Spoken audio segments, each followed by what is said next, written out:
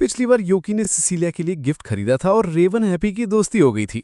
आज देखेंगे कि यूकी अपना प्यार कैसे जताएगा। घर वापस लौटते वक्त यूकी की मुलाकात रास्ते में रेवन से होती है। रेवन काफी परेशान दिख रहा था और वो यूकी से किसी खास मसले पर सलाह मांगता है। एक लड़की है जो मुझसे हमेशा अच्छे से पेश आती है, पर मेरी इस आवाज के साथ मैं उसे अपने दिल की बात कैसे कहूँ।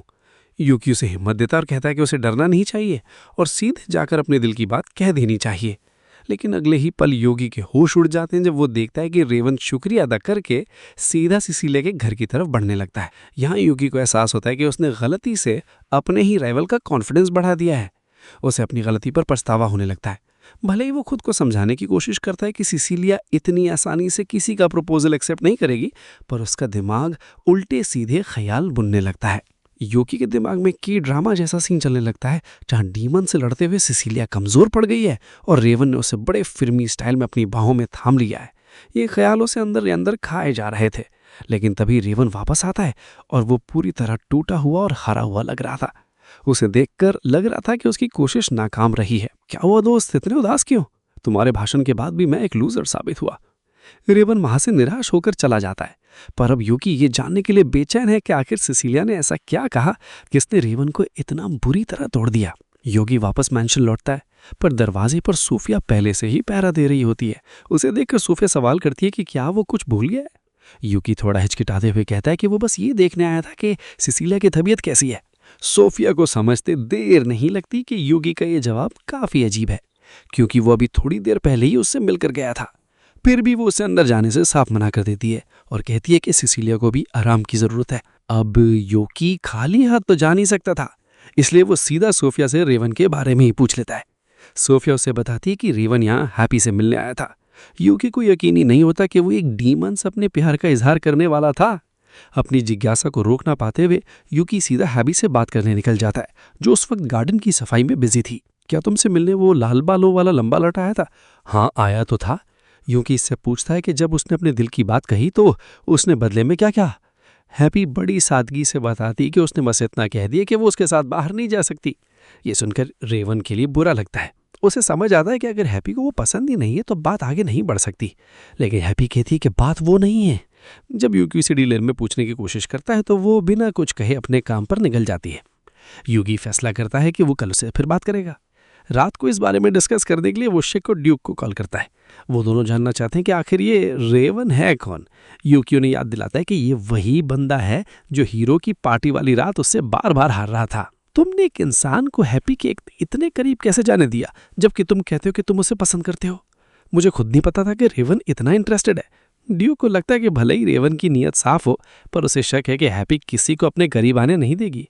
वो बता रहा है कि हैप्पी की प्रजाति काफी खूबसूरत होती है, इसलिए इंसान अक्सर उन्हें उनके पंखों या गुलामी के लिए पकड़ने की कोशिश करते हैं। ड्यूक को वो वक्त याद आता जब उसने हैप्पी को कुछ इंसानों से बचाया था, और तभी से वो डीमन लॉर्ड की आर्मी का हिस्सा बनी। मगर शिक का मानना है कि हैप्पी इंसानों से नफरत नहीं करती, क्योंकि अगर ऐसा होता तो वो सिसिलिया के मैनशिट ने मेड बनने के लिए कभी राजी नहीं होती।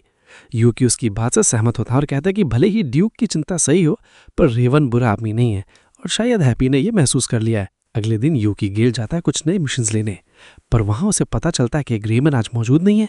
मजबूर होकर उसे दूसरी रिसेप्शनिस्ट के पास जाना पड़ता है। वो उसे पहचान लेती है और पूछती है कि क्या वो वही है जो हमेशा वाइस गिल्ड मास्टर से बात करता है। यूकी कंफ्यूज हो जाता है कि वो किसकी बात कर रही है। जब वो साफ करती है तब योगी को झटका लगता है कि वो सुस्त और थकावट दिखने वाला बंदा एक्चुअली वाइस गिल्ड मास्टर है। ग्रीमन का है, वो दिख नहीं रहा। रिसेप्शनिस्ट उसे करीब बुलाकर कान में फुसफुसाते हुए बताती है कि वो हॉस्पिटल में है। अपने दोस्त की चिंता में यूकी तुरंत हॉस्पिटल भागता है और वहां ग्रीमन को पट्टियों में लिपटा हुआ देखकर हैरान रह जाता है। ये किसने किया? किसने तुम्हारी ऐसी हालत कर दी? मेरी पत्नी ने मुझे पीटा है। योगी सुनकर दंग रह जाता है और डोमेस्टिक वायलेंस के लिए कंप्लेंट करने का सोचने लगता है, पर तभी ग्रीमन पूरी बात बताता है।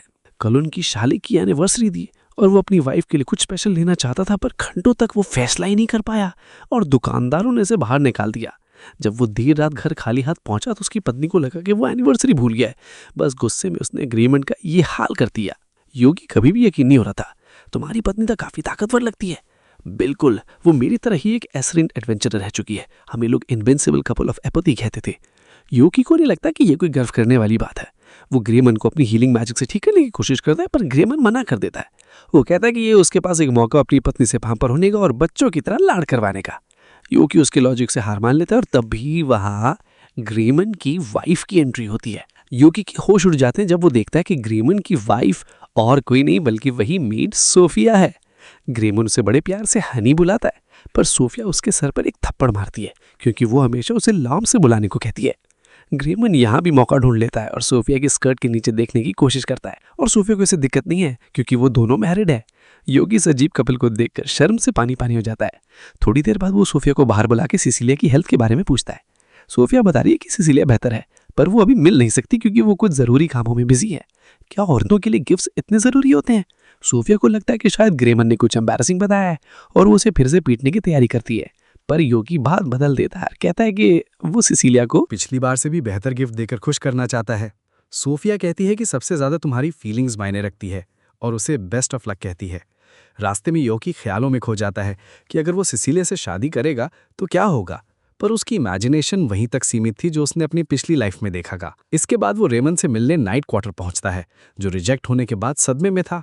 योकी उसे होश में लाने की कोशिश करता है, पर रेवन कोई जवाब नहीं देता। आखिर में जैसे ही योकी हैप्पी का नाम लेता है, रेवन तुरंत खड़ा हो जाता है। तुम्हें वो नाम कैसे पता? मैं उसे काफी वक्त से जानता हूं, पर मैं ये जानना चाहता हूं कि एक नाइट कैप्टन को उससे प्यार कैसे हुआ। रेवन अपनी कहानी सुनाना शुरू करता है। एक दिन मार्केट में वो अपना काम कर रहा था जब उसने देखा कि 3 गुंडे एक मेड को परेशान कर रहे हैं। वो बीच बचाव करने गया और जब गुंडे नहीं माने तो उसने एक को ढेर कर दिया, जिसके बाद बाकी सब भाग गए। रेवन वहां से जाने लगा, पर तभी उस मेड ने उसकी केप पकड़ ली और उसे बचाने के लिए शुक्रिया कहा। रेवन ने बड़े गर्व में कहा कि ये उसका फर्ज है, पर बाद में उसे एहसास हुआ कि उसने अपनी असली आवाज में बात कर दी है। रेवन थोड़ा शर्मिंदा था, पर हैप्पी ने कहा कि उसकी आवाज बहुत अच्छी है और वो ऐसी आवाज चाहती थी।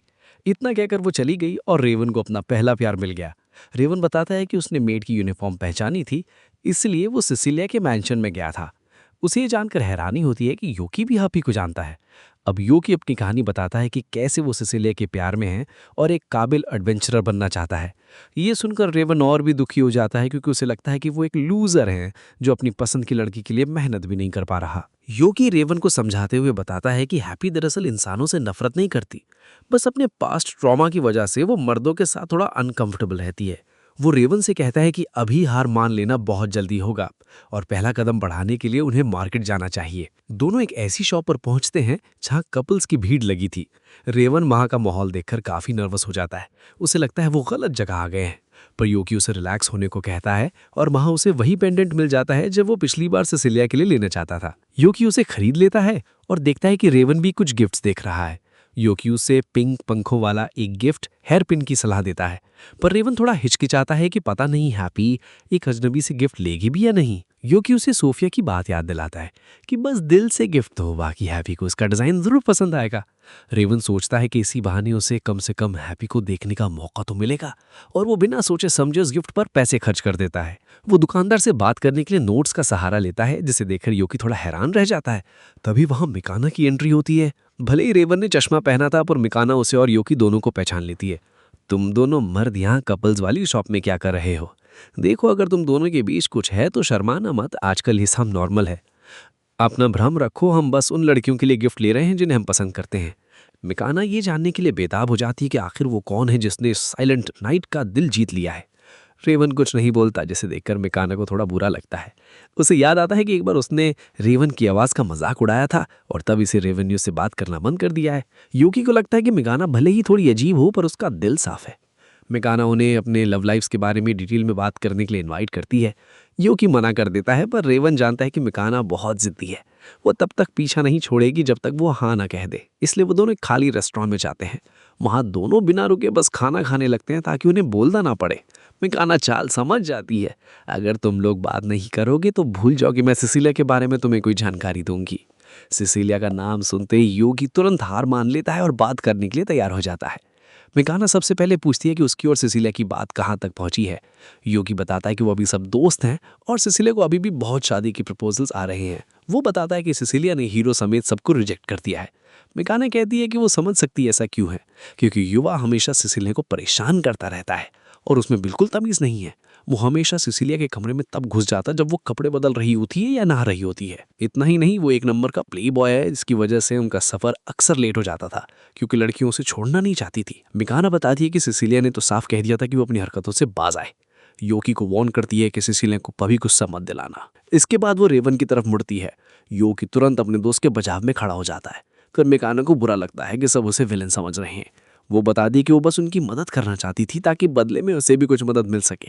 रेवन को शक होता है कि क्या मिकाना और युवा के बीच सब ठीक है। मिकाना उन्हें धमकी दी थी कि अगर उन्होंने ये बात किसी को बताई तो वो उन्हें जिंदा जला देगी। फिर सीरियस होकर बताई थी कि वो लोग डीमन लॉर्ड के कासल में कई बार हारे थे। योगी को ये एक्टिंग करनी पड़ती कि वो ये सुनकर शॉक्ड है, जबकि असलियत में उसने ही उन्हें हर बार धूल चटाई थी। मिकाना बताती है कि वहाँ का एक गार्ड इतना ताकतवर था कि ना सिर्फ उसने हराया बल्कि उन्हें हील करके पास के गांव में छोड़ दिया, जो उनके लिए एक इंसल्ट थी। 1 महीने तक लगातार हारने के बाद उस गार्ड ने एक ऑफर दिया कि अगर वो सिसिलिया को वहीं छोड़ दे तो आगे जा सकते हैं। मिकाना ने ही सबको इसके लिए राजी किया था, इसीलिए उसे लगता है कि यूआर से नफरत करता है। उसे डर था कि योकी भी उसे सिसिलिया की जान खतरे में डालने के लिए नफरत करेगा। इसमें तुम्हारी गलती नहीं है, मुझे उस वक्त बोलना चाहिए था पर मैं चुप रहा। योकी को एहसास होता है कि उसकी वजह से हीरो की पार्टी में तनाव आ गया है। वो मिकाना से पूछते हैं कि क्या उसने सिसिलिया से इस बारे में बात की। मिकाना शर्मा जाती है क्योंकि उसने ये सब युवा के लिए किया था और उसे लगता है कि सिसिलिया उसे कभी माफ नहीं करेगी। योकी इसे समझाता है कि क्या वो हमेशा ऐसे अजनबी बने कर रहेंगी। मिकाना को बात समझ आती है और वो सिसिलिया से माफी मांगने का फैसला करती है। उसके जाने के बाद रेवन भी पूरे जोश के साथ हैप्पी से मिलने निकलता है। योगी के साथ वो मैंशन पहुंचता है जहां ड्यूक पहले से ही मौजूद था। ड्यूक रेवन को देखते ही गुस्सा हो जाता है। तुम फिर यहाँ आ गए?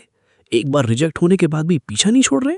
बड़े बेशरम हो आप। यूकी रेवन का बचाव करता है और उसे बताता है कि ल्यूक बस हैप्पी का बहुत ध्यान रखता है, इसलिए ऐसा कर रहा है। ड्यूक रेवन से पूछता है कि वो यहाँ क्यों आया है और रेवन घबरा कर कहता है कि वो हैप्पी के बारे में कुछ नहीं जानता है, पर वो बस एक बार उससे बात करना चाहता है। ड्यूक उसे कहता है कि लड़कियों का गार्ड कम करने के लिए तो मैं ऐसी बातें करनी चाहिए जैसे मैं उसे खुश रखूंगा या मैं उसकी रक्षा करूंगा। पर रेवन किसी की कॉपी करने से मना कर देता है, जिसे देखकर ड्यूक थोड़ा इंप्रेस हो जाता है। वो रेवन को हैप्पी की तरफ धक्का देता है। रेवन हैप्पी को एक शांत जगह ले जाता है और वो गिफ्ट देते हुए डरते डरते पूछता है कि क्या वो दोस्त बन सकते हैं। हैप्पी गिफ्ट देखकर खुश हो जाती है और रेवन को फिर दोस्त बनने की इजाजत दे देती है, भले ही उसके मन में अभी और कुछ ना हो। योकी के पास अब परफेक्ट गिफ्ट है। रेवन और हैप्पी दोस्त बन चुके हैं और मिकाना से सिसिलिया से माफी मांगने वाली है। क्या योकी अपने दिल की बात कह पाएगा? जानने के लिए देखते रहिए ये एपिसोड।